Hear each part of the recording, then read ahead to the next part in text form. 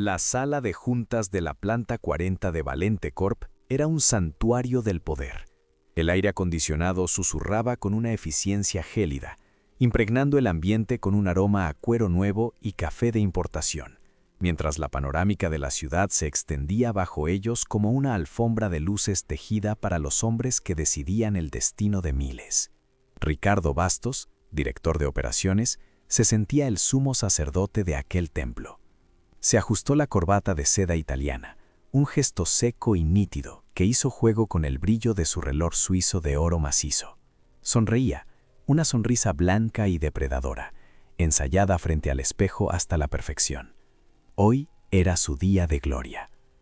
Lo que no podía imaginar era que aquella sería la última sonrisa que esbozaría como un hombre de poder. Su vida, tal y como la conocía, estaba a menos de 5 minutos de implosionar. Ricardo estaba en la cima de su mundo. A sus 42 años, había escalado la pirámide corporativa con una ambición tan afilada como despiadada, y ahora se erguía en la cabecera de la imponente mesa de caoba pulida, un testamento a su éxito. Frente a él, los miembros del consejo, figuras adustas con rostros tallados por décadas de decisiones millonarias, aguardaban el inicio de su presentación.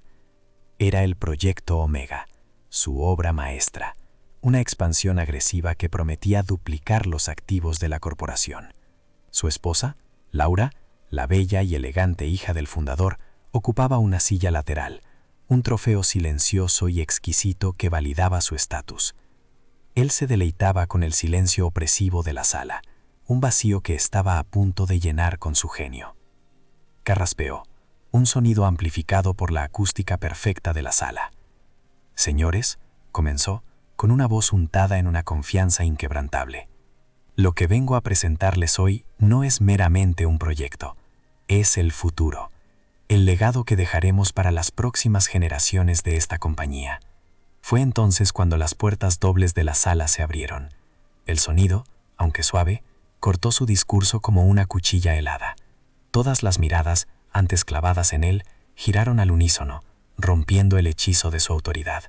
En el umbral se recortaba la silueta de un hombre anciano, vestido con un humilde mono de trabajo gris, el logo del... La sala de juntas de la planta 40 de Valente Corp era un santuario del poder.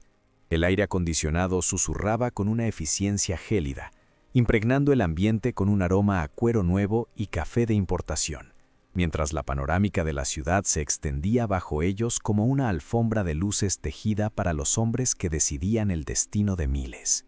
Ricardo Bastos, director de operaciones, se sentía el sumo sacerdote de aquel templo. Se ajustó la corbata de seda italiana, un gesto seco y nítido que hizo juego con el brillo de su reloj suizo de oro macizo. Sonreía, una sonrisa blanca y depredadora, ensayada frente al espejo hasta la perfección. Hoy era su día de gloria. Lo que no podía imaginar era que aquella sería la última sonrisa que esbozaría como un hombre de poder. Su vida, tal y como la conocía, estaba a menos de 5 minutos de implosionar. Ricardo estaba en la cima de su mundo. A sus 42 años, había escalado la pirámide corporativa con una ambición tan afilada como despiadada, y ahora se erguía en la cabecera de la imponente mesa de caoba pulida, un testamento a su éxito. Frente a él, los miembros del consejo, figuras adustas con rostros tallados por décadas de decisiones millonarias, aguardaban el inicio de su presentación. Era el Proyecto Omega, su obra maestra, una expansión agresiva que prometía duplicar los activos de la corporación. Su esposa, Laura, la bella y elegante hija del fundador, ocupaba una silla lateral, un trofeo silencioso y exquisito que validaba su estatus. Él se deleitaba con el silencio opresivo de la sala, un vacío que estaba a punto de llenar con su genio.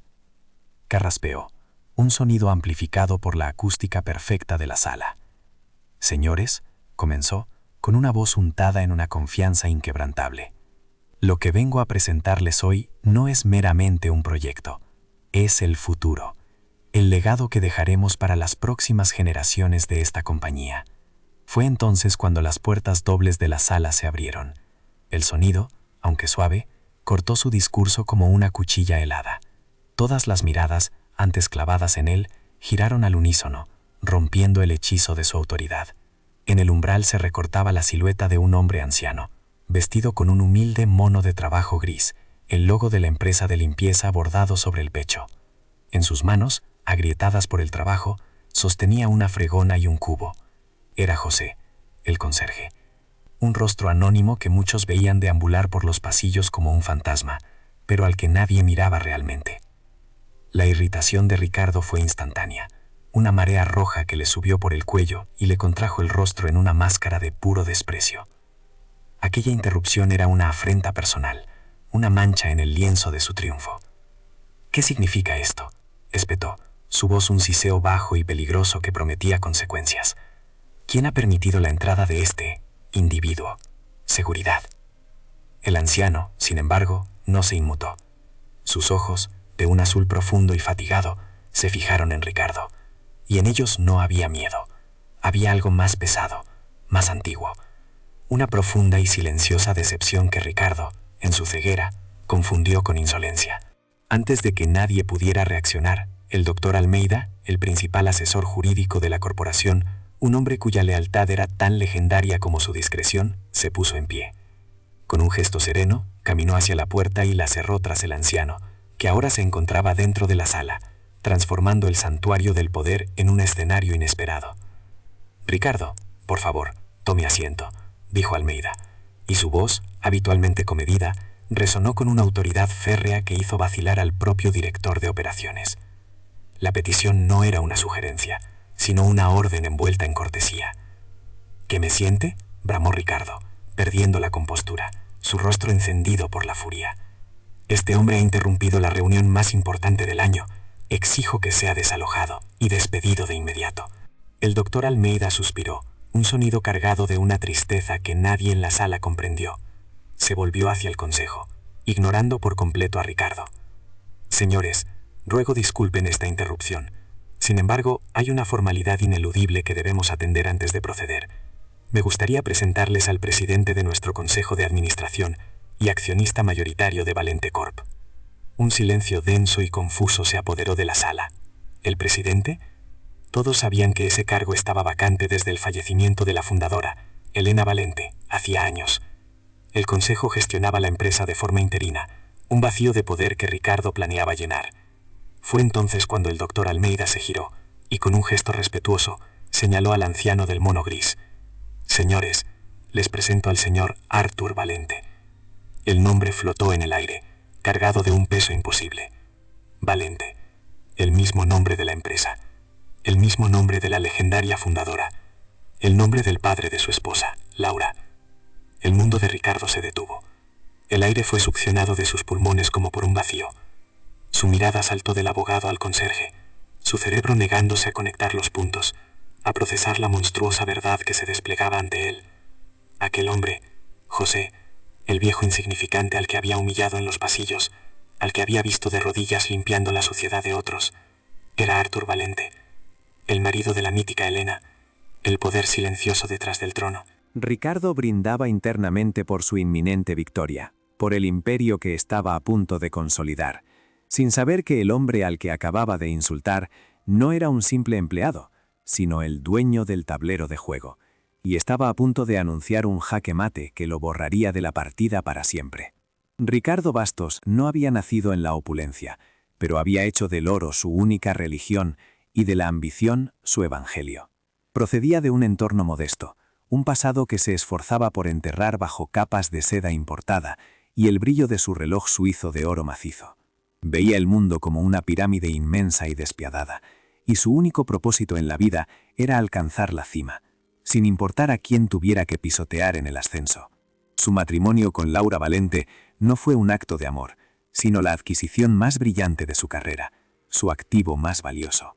Ella era la llave de oro que abría las puertas de un linaje y un patrimonio que él codiciaba con un hambre voraz. Vivían en un ático de lujo, un palacio de cristal suspendido sobre la ciudad que él creía estar conquistando cada día. Cada elemento de su existencia era una meticulosa declaración de estatus.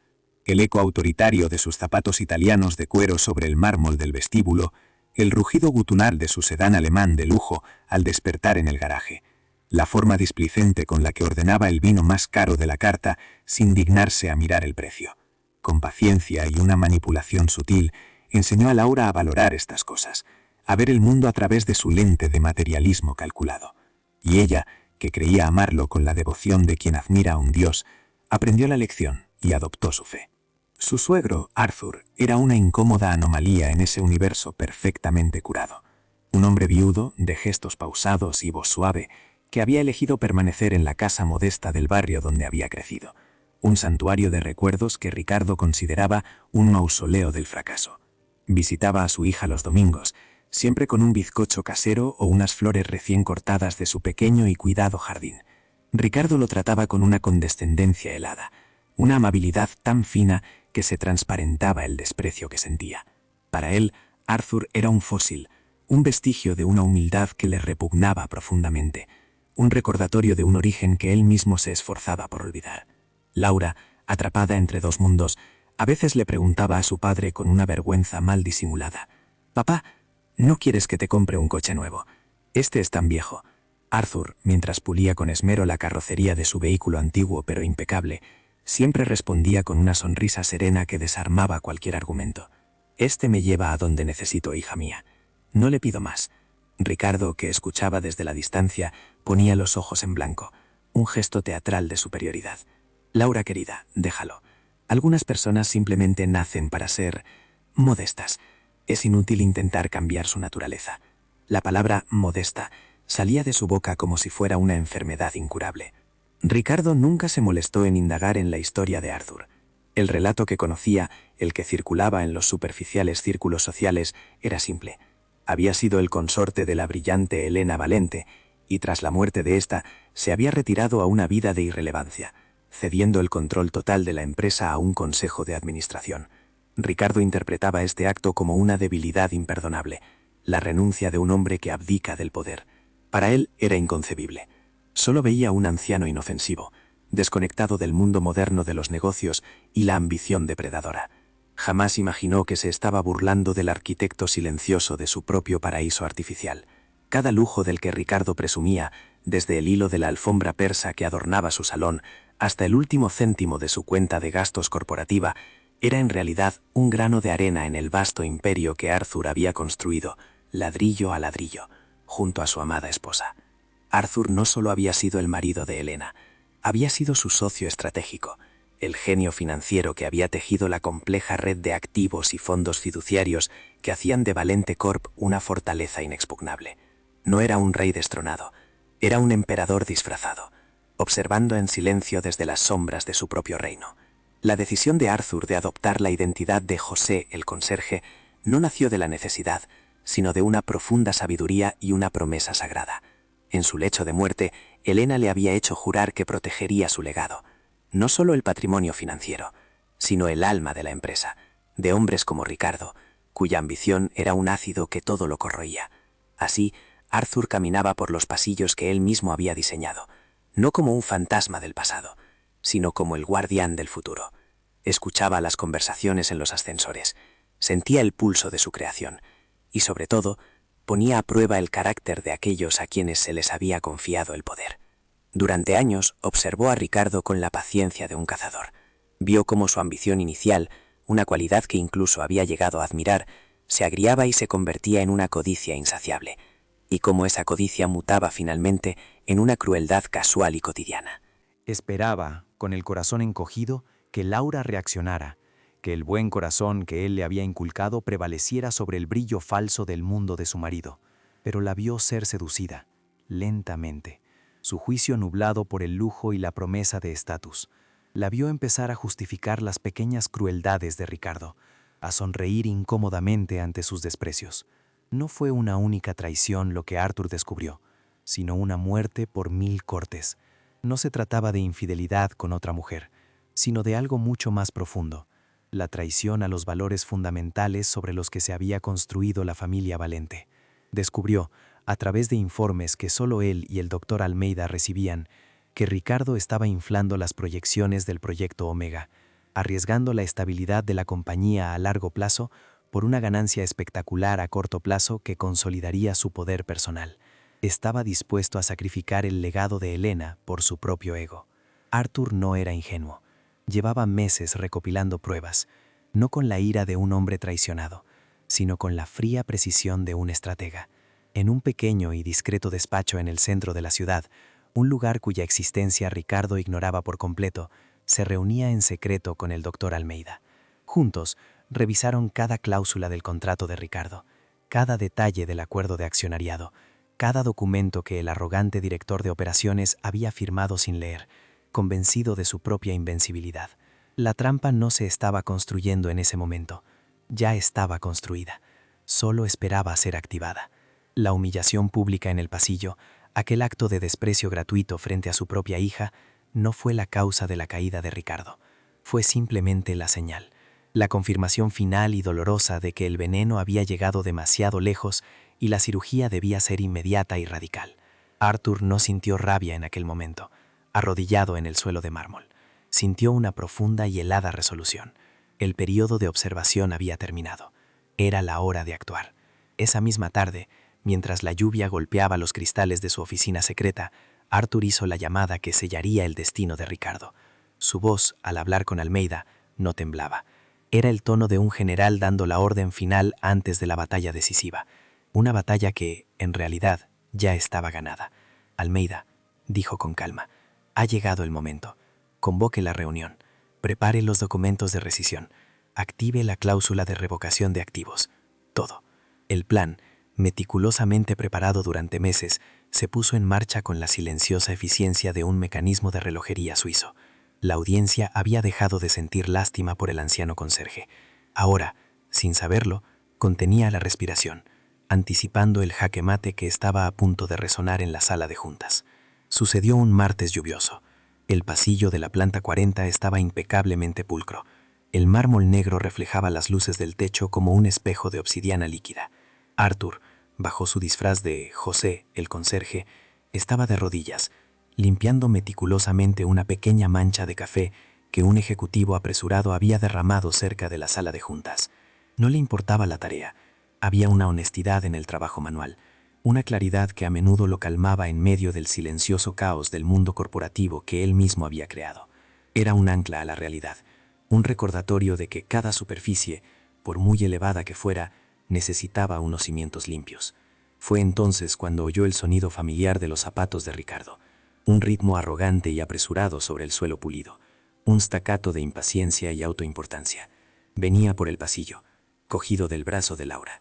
Se dirigían a una reunión preliminar sobre el proyecto Omega, el proyecto que Ricardo creía que lo consagraría como el indiscutible heredero del trono de Valente Corp. Su porte era el de un conquistador recorriendo los territorios ya sometidos, cada paso una reafirmación de su dominio sobre aquel entorno de lujo y poder. Ricardo se detuvo en seco al ver la escena. Una sonrisa de puro desdén se dibujó en sus labios. No vio a un hombre trabajando, vio una oportunidad no para ser amable, sino para reafirmar su estatus, para impartir una lección a Laura y a cualquiera que estuviera lo suficientemente cerca para escuchar, una lección sobre la jerarquía del mundo tal y como él lo entendía. Era un escenario perfecto para su teatro personal de la superioridad, y no pensaba desaprovecharlo. «Mira eso, querida», dijo, su voz resonando en el pasillo con una claridad calculada, lo suficientemente alta como para que otros empleados que pasaban pudieran oír. Señaló a Arthur con la barbilla, un gesto de desprecio absoluto. Por esto es por lo que hay que estudiar, por lo que luchamos tanto, para no acabar así, de rodillas, limpiando la suciedad de los demás durante el resto de tu vida. Cada palabra fue un golpe, diseñado no solo para humillar al hombre en el suelo, sino para adoctrinar a la mujer que estaba a su lado. Laura se tensó al instante. Su cuerpo se puso rígido como una cuerda de violín. Reconoció vagamente el perfil del hombre, la forma en que se encorvaba, pero su cerebro, condicionado por años de sumisión a la voluntad de Ricardo, solo registraba la etiqueta, el conserje. Sintió una punzada de vergüenza, un eco de la compasión que su padre le había enseñado, pero la sofocó de inmediato. El miedo a contrariar a Ricardo, a romper la fachada de pareja poderosa, era inmensamente mayor que su instinto de bondad, así que permaneció en silencio, un trofeo cómplice de la crueldad de su marido. El pasillo, antes un simple lugar de paso, se convirtió en un escenario. Unos cuantos empleados más jóvenes se detuvieron a una distancia prudencial, sus rostros una mezcla de curiosidad y temor. Los más veteranos aceleraron el paso, bajando la mirada, no queriendo ser testigos ni partícipes de aquella humillación gratuita. El aire se cargó con una tensión palpable, el silencio opresivo solo roto por el susurro del aire acondicionado y el distante murmullo de la ciudad tras los ventanales. La humillación ya no era privada, era un espectáculo público. Arthur continuó con su trabajo, el paño moviéndose con una lentitud deliberada sobre la mancha, sin levantar la cabeza. Este silencio, esta ausencia de la reacción servil que Ricardo esperaba, lo enfureció aún más. Su ego, un animal voraz, exigía ser alimentado con sumisión. La digna indiferencia del anciano era una afrenta directa a su autoridad, un desafío silencioso que no podía tolerar. Quería que el hombre se encogiera, que suplicara, que validara su poder. Tú, espetó, el sonido agudo y desagradable. Te estoy hablando a ti. ¿Cómo te llamas? El tono no era el de alguien que pregunta, sino el de alguien que exige, el de un amo dirigiéndose a un siervo sin nombre, una simple herramienta que había osado mostrar un atisbo de voluntad propia. Era un intento de despojar al hombre de su identidad y reducirlo a su función. Arthur se detuvo. Muy lentamente, como si cada vértebra protestara, levantó la mirada. Sus ojos, de un azul profundo y cansado, se encontraron con los de Ricardo. Por un instante, el tiempo pareció congelarse en aquel pasillo. En la mirada de Arthur no había miedo, solo un abismo de tristeza y una decepción tan profunda que resultaba casi insondable. José, respondió, su voz ronca pero firme, un nombre simple que actuaba como un escudo. Pues bien, José, dijo Ricardo, paladeando la humillación, arrastrando el nombre como si fuera un insulto. Se inclinó ligeramente, invadiendo el espacio del anciano. Cuando termines ahí, asegúrate de que el suelo brille. Me gusta ver mi reflejo cuando camino para cerrar acuerdos millonarios. El olor del fracaso me distrae. Soltó una risa corta y cruel, un sonido metálico que no contenía alegría, solo desprecio. La risa de Ricardo fue como una señal.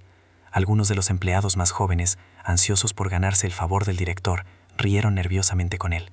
Fue una risa hueca, forzada, el sonido de la cobardía buscando la aprobación del poder. Aquel coro sumiso fue quizás más doloroso para Arthur que el insulto original, la prueba de que el veneno de Ricardo se había extendido, contaminando la cultura de la empresa que él y Elena habían construido sobre el respeto. Ricardo se irguió, satisfecho de su actuación. Se giró hacia Laura, cuya sonrisa estaba congelada en una mueca de incomodidad. «Vamos, querida», dijo, cogiéndola de la mano con una brusquedad que delataba su impaciencia. «No nos contaminemos».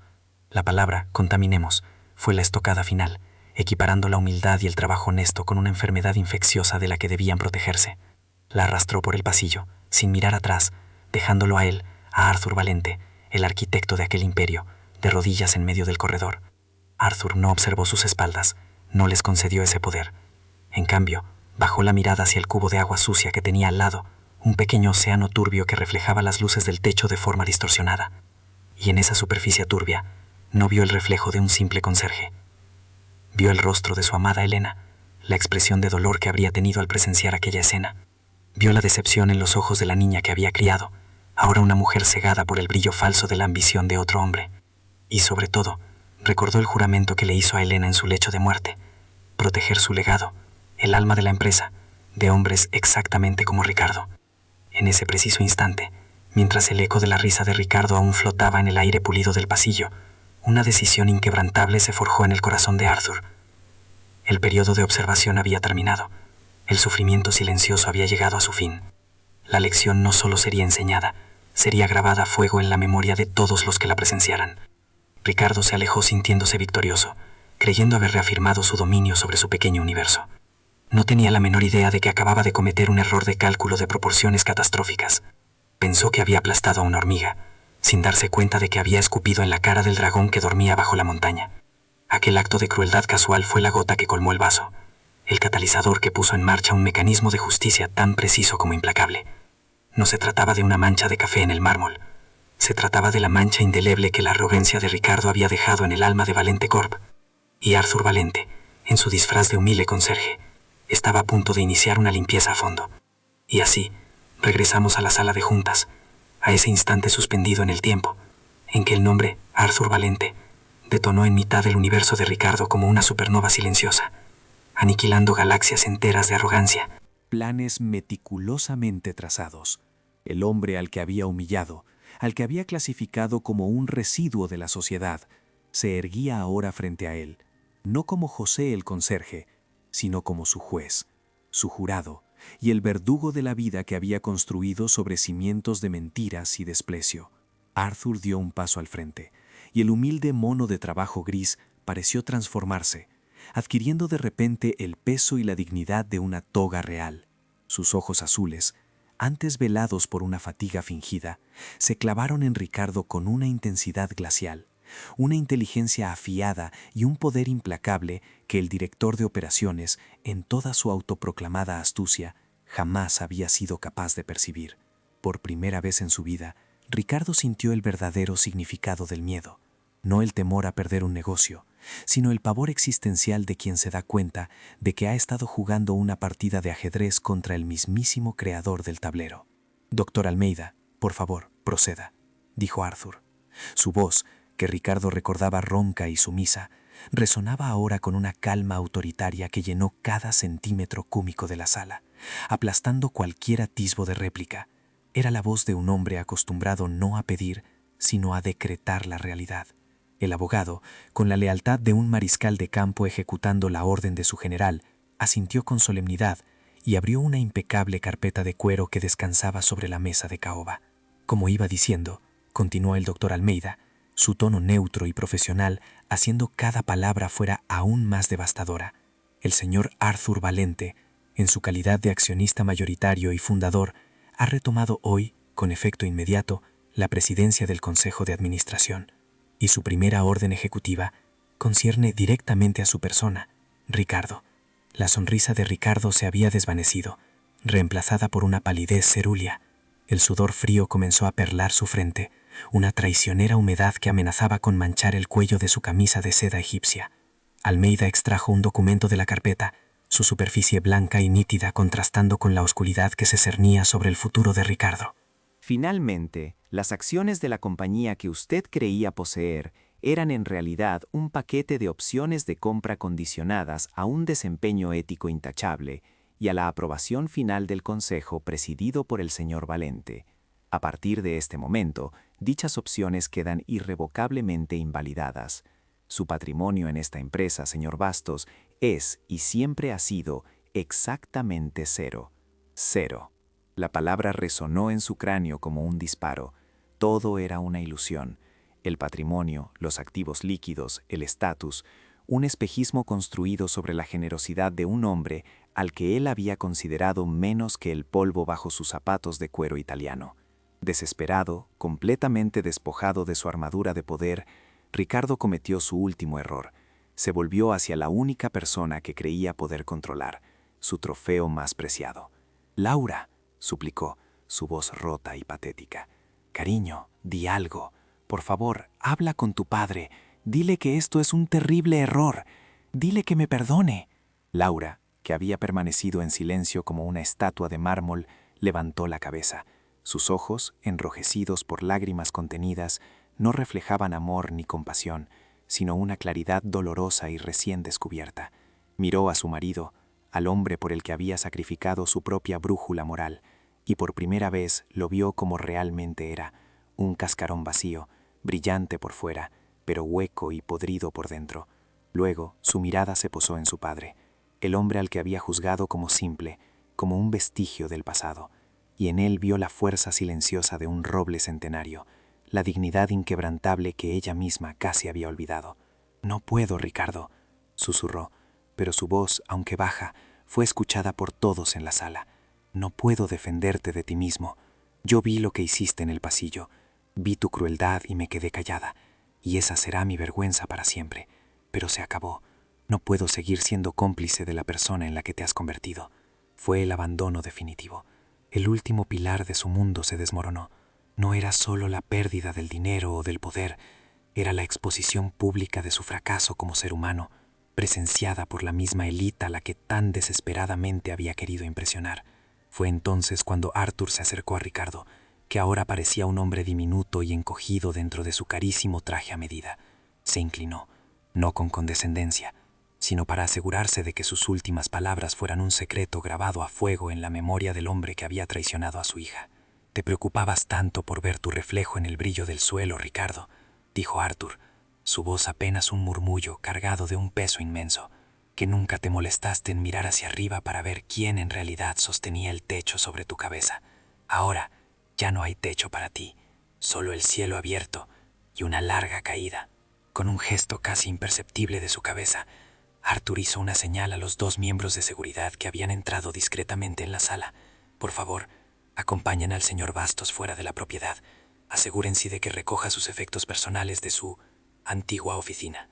Mientras era escoltado hacia la puerta, pasando por las mismas personas que minutos antes lo adulaban, Ricardo lanzó una última mirada de odio impotente a Arthur, el viejo conserje, el multimillonario oculto, el hombre que le había dado el mundo en bandeja de plata y con la misma facilidad se lo había arrebatado.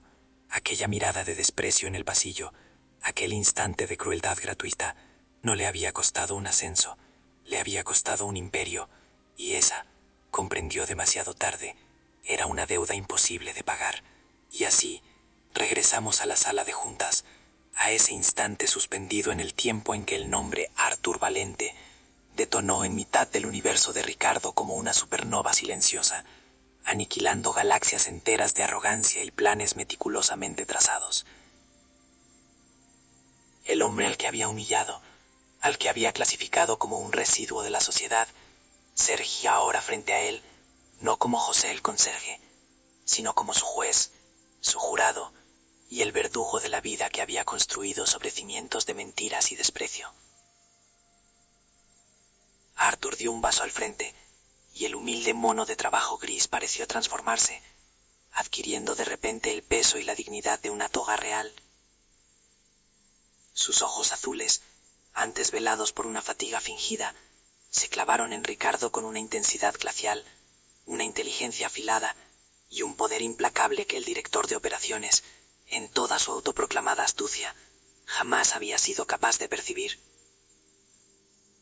Por primera vez en su vida, Ricardo sintió el verdadero significado del miedo, no el temor a perder un negocio, sino el pavor existencial de quien se da cuenta de que ha estado jugando una partida de ajedrez con el mismísimo creador del tablero. «Doctor Almeida, por favor, proceda», dijo Arthur. Su voz, que Ricardo recordaba ronca y sumisa, resonaba ahora con una calma autoritaria que llenó cada centímetro cúbico de la sala, aplastando cualquier atisbo de réplica. Era la voz de un hombre acostumbrado no a pedir, sino a decretar la realidad. El abogado, con la lealtad de un mariscal de campo ejecutando la orden de su general, asintió con solemnidad y abrió una impecable carpeta de cuero que descansaba sobre la mesa de caoba. Como iba diciendo, continuó el doctor Almeida, su tono neutro y profesional haciendo que cada palabra fuera aún más devastadora.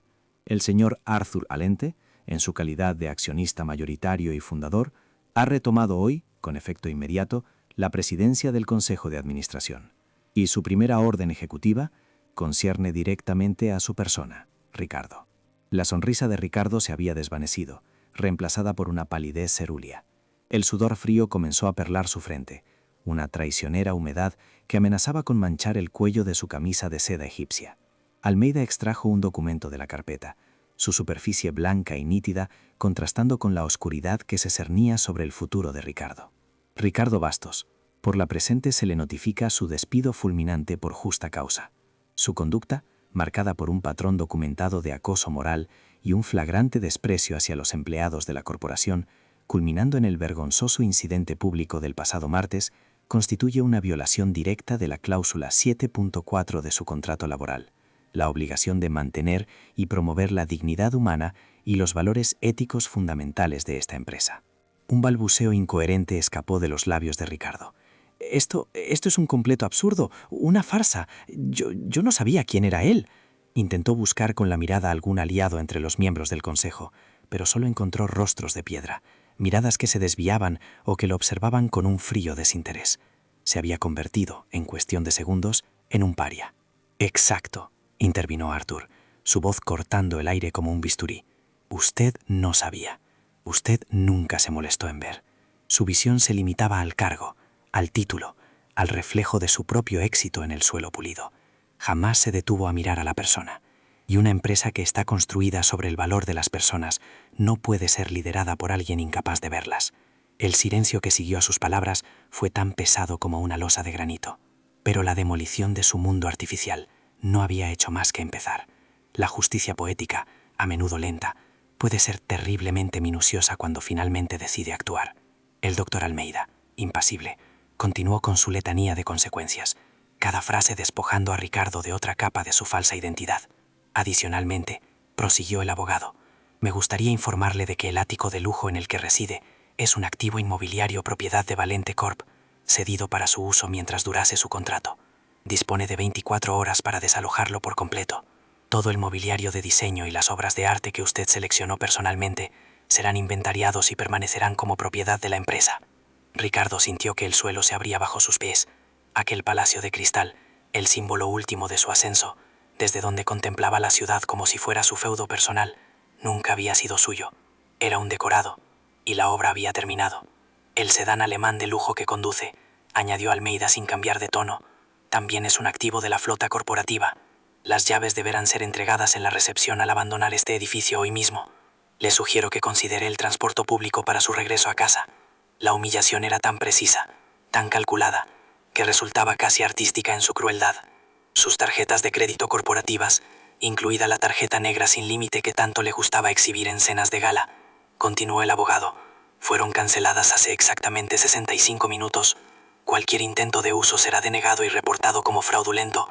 El rostro de Ricardo era ahora una máscara de incredulidad y pánico. El poder que emanaba de su cartera, la capacidad de comprar el mundo con un simple gesto, se había evaporado. Y entonces, el doctor Almeida asestó el golpe de gracia, el que pulverizaría los cimientos mismos de la fortuna que Ricardo creía haber amasado.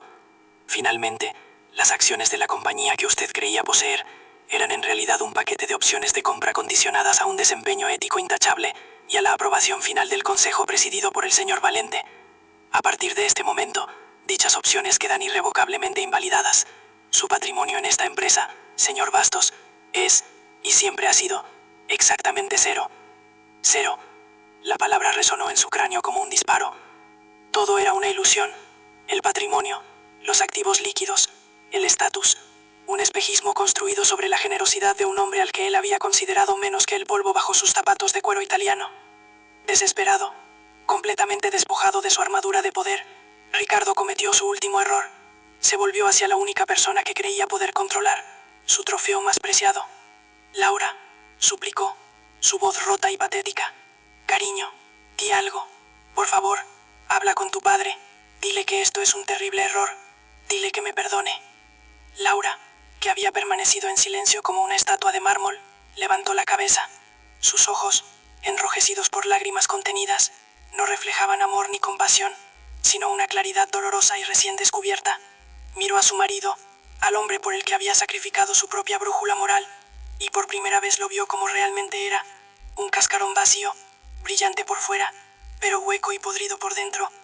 Luego, su mirada se posó en su padre.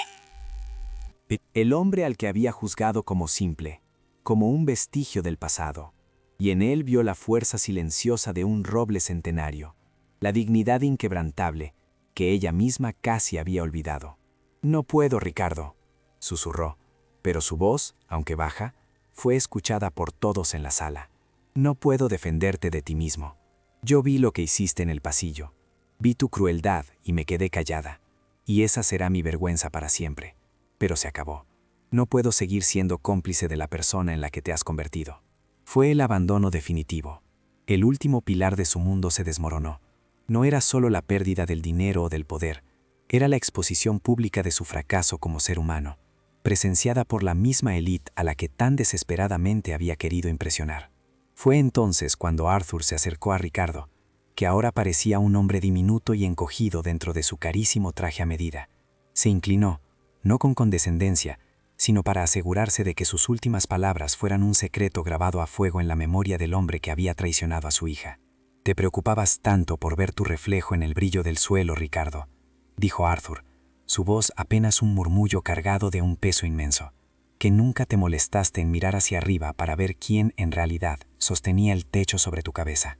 Ahora ya no hay techo para ti, solo el cielo abierto y una larga caída. Con un gesto casi imperceptible de su cabeza, Arthur hizo una señal a los 2 miembros de seguridad que habían entrado discretamente en la sala. Por favor, acompañen al señor Bastos fuera de la propiedad. Asegúrense de que recoja sus efectos personales de su antigua oficina. Mientras era escoltado hacia la puerta, pasando junto a las mismas personas que minutos antes lo adulaban, Ricardo lanzó una última mirada de odio impotente a Arthur, el viejo conserje, el multimillonario oculto, el hombre que le había dado el mundo en bandeja de plata y que, con la misma facilidad, se lo había arrebatado. Aquella mirada de desprecio en el pasillo, aquel instante de crueldad gratuita, no le había costado un ascenso, le había costado un imperio, y esa, comprendió demasiado tarde, era una deuda imposible de pagar. El descenso de Ricardo desde la planta 40 no fue en el ascensor privado que solía usar, reservado para la élite de la corporación, sino en el de servicio, escoltado por 2 guardias de seguridad cuyos rostros impasibles eran un espejo de su nueva e insignificante condición. Cada piso descendido era un peldaño que se desmoronaba en la escalera de su ambición, un viaje vertiginoso desde la cima del mundo hasta el frío y duro suelo de la realidad. El aire en el pequeño cubículo olía a desinfectante industrial, un aroma que ahora le parecía el perfume de su propio fracaso, tan alejado del cuero nuevo y el café de importación de su antigua vida. Al llegar al vestíbulo, el bullicio habitual pareció detenerse por un instante. Las miradas, antes cargadas de admiración o de envidia, ahora eran una mezcla de curiosidad morbosa y un mal disimulado alivio. Los susurros se propagaron como una onda expansiva, cada cuchicheo, una pequeña daga que se clavaba en los restos de su orgullo. Él, que había caminado por aquel mármol como un coloso, ahora lo cruzaba como un prisionero en su propio patíbulo, con el eco de sus zapatos italianos sonando hueco y despojado de toda autoridad. Su mundo se había encogido el tamaño de la caja de cartón que uno de los guardias llevaba con sus escasos efectos personales. Las puertas automáticas de cristal se abrieron ante él, no como una bienvenida, sino como una expulsión, arrojándolo a la cruda luz de una tarde gris y plomiza. El aire de la ciudad, húmedo y cargado con el olor del asfalto mojado, golpeó su rostro. Era el mismo aire que respiraban los mortales comunes, la gente a la que él había despreciado desde la ventana panorámica de su oficina. Allí, junto a la acera, esperaban 2 figuras que hicieron que la sangre se le helaran las venas. Arthur y Laura. No estaban allí para consolarlo, sino para presenciar el acto final de su demolición. Arthur Valente ya no llevaba el mono de trabajo. Vestía un traje de lana gris, de un corte clásico y atemporal, una prenda que no gritaba riqueza, sino que susurraba un poder antiguo e inamovible. A su lado, Laura, con el rostro limpio de lágrimas pero marcado por una nueva y férrea determinación, lo observaba con una calma que a Ricardo le resultó más aterradora que cualquier grito o acusación. La indiferencia, se dio cuenta en ese instante, era el verdadero rostro del desprecio. La desesperación, esa emoción tan vulgar que siempre había asociado a los débiles, se apoderó de él. En un último y patético intento de reescribir la historia, de apelar al fantasma de un amor que él mismo había profanado, se acercó a Laura, ignorando la imponente presencia de su padre.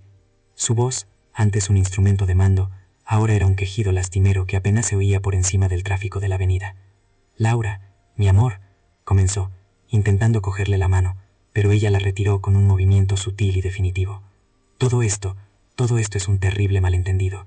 Tu padre, él nunca me aceptó, siempre quiso separarnos, pero lo que construimos, lo nuestro, es real.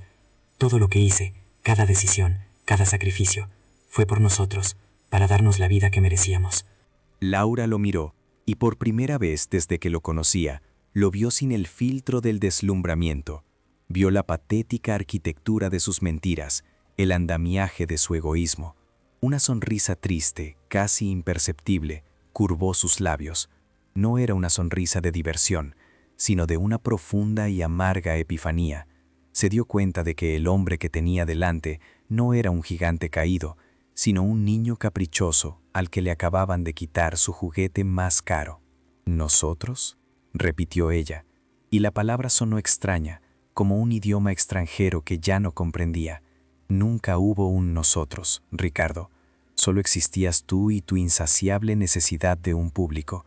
Yo no era tu compañera, era tu mejor asiento en primera fila, el aplauso garantizado al final de cada uno de tus actos de arrogancia.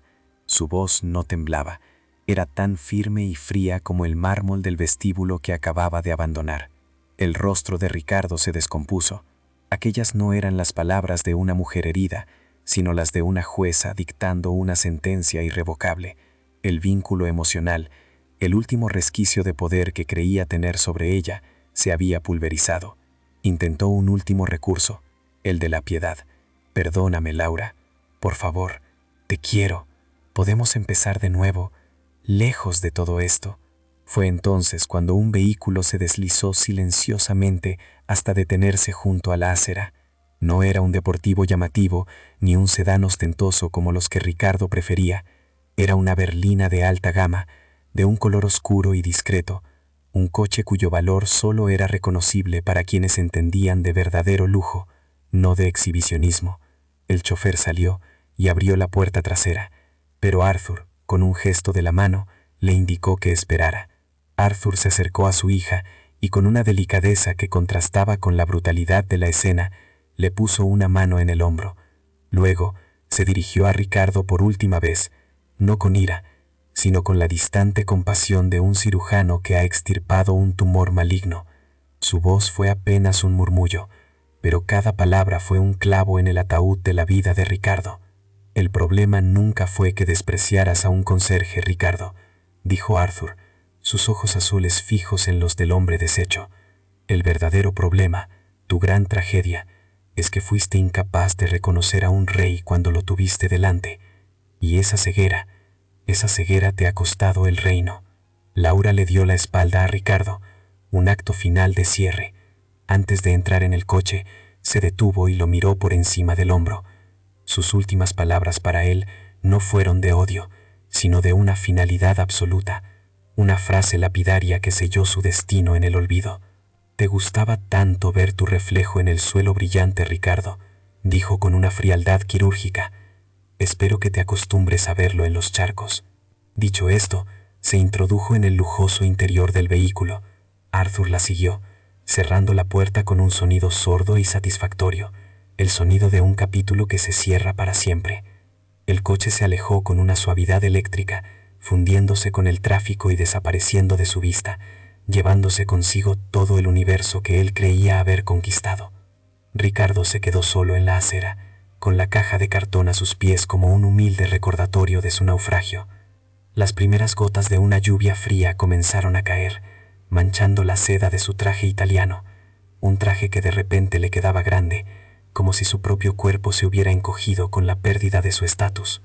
Miró hacia abajo, a la acera mojada, y allí, en un charco de agua sucia que reflejaba el cielo gris y los edificios imponentes que ya no le pertenecían, vio su propio rostro, una imagen distorsionada, rota, temblorosa, la imagen de un extraño, la imagen de un hombre que lo había perdido todo, no por un golpe de mala suerte, sino porque en su afán por alcanzar la cima se había olvidado de la regla más fundamental de todas: no se puede construir un imperio sobre los cimientos del desprecio.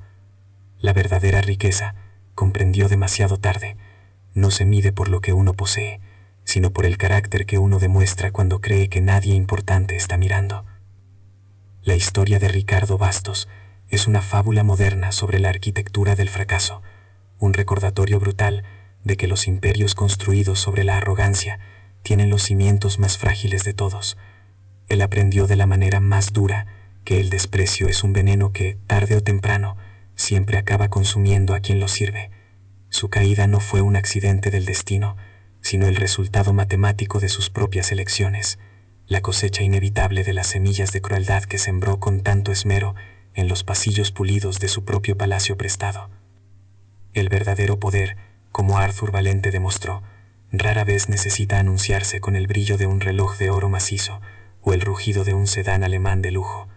El poder auténtico es silencioso, paciente y a veces invisible para aquellos que solo saben mirar las etiquetas de precio.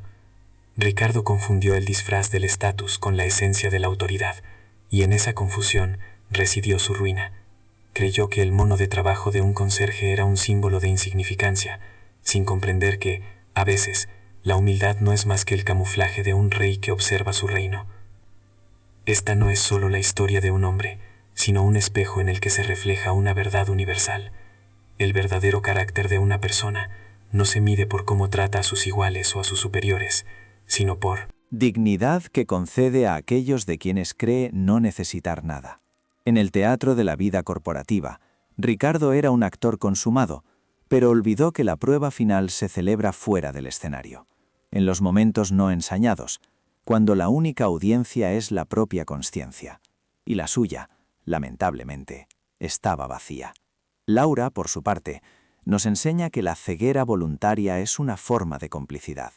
Seducida por el brillo de una vida de opulencia, permitió que su brújula moral se desmagnetizara, que el silencio cómodo se impusiera a la justicia incómoda. Su redención no comenzó con la herencia de una fortuna, sino con el doloroso acto de abrir los ojos y reconocer el monstruo con el que compartía su vida, y la vergüenza de haberlo aplaudido desde la primera fila. Su viaje de vuelta a sí misma fue más valioso que cualquier activo líquido que pudiera heredar. La paciencia de Arthur Valente es quizás la lección más profunda. En un mundo que exige gratificación instantánea, él demostró la fuerza devastadora de la espera estratégica.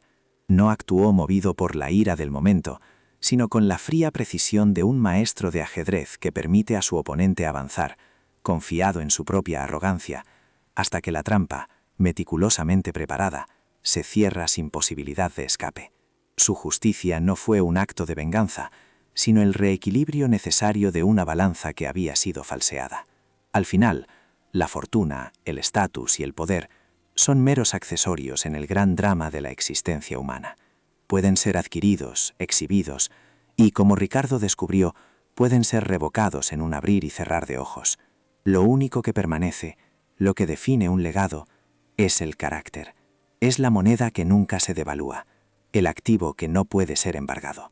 Ricardo lo apostó todo al brillo exterior, sin darse cuenta de que su interior estaba completamente en bancarrota. Esta historia nos obliga a preguntarnos, ¿cuántas veces hemos juzgado un libro por su cubierta, a una persona por su ropa, o a un alma por su cargo? ¿Cuántos Arthur Valente hemos ignorado en nuestro día a día, convencidos de nuestra propia superioridad, sin darnos cuenta de que el verdadero valor a menudo reside en los lugares más inesperados? La arrogancia es una venda que nos impide ver el mundo tal y como es y nos condena a tropezar con las verdades que se esconden a plena vista. Así, el eco de los zapatos de Ricardo Bastos al ser expulsado de su propio paraíso artificial resuena como una advertencia de que cada acto de desprecio es un ladrillo menos en los cimientos de nuestra propia vida y que la dignidad, tanto la propia como la ajena, es el único material de construcción que resiste el paso del tiempo y las tormentas del destino. La justicia, a veces, no es un relámpago en el cielo, sino la lenta y silenciosa erosión que acaba por derrumbar la montaña de la soberbia. ¿Y tú, qué harías si descubrieras una traición así? ¿Tendrías la sangre fría para esperar el momento adecuado para la justicia? Deja tu opinión en los comentarios, porque los leemos todos. Si te ha gustado ver cómo se hace justicia, suscríbete al canal y activa la campanita para no perderte la próxima historia de giro inesperado que ya aparece en pantalla.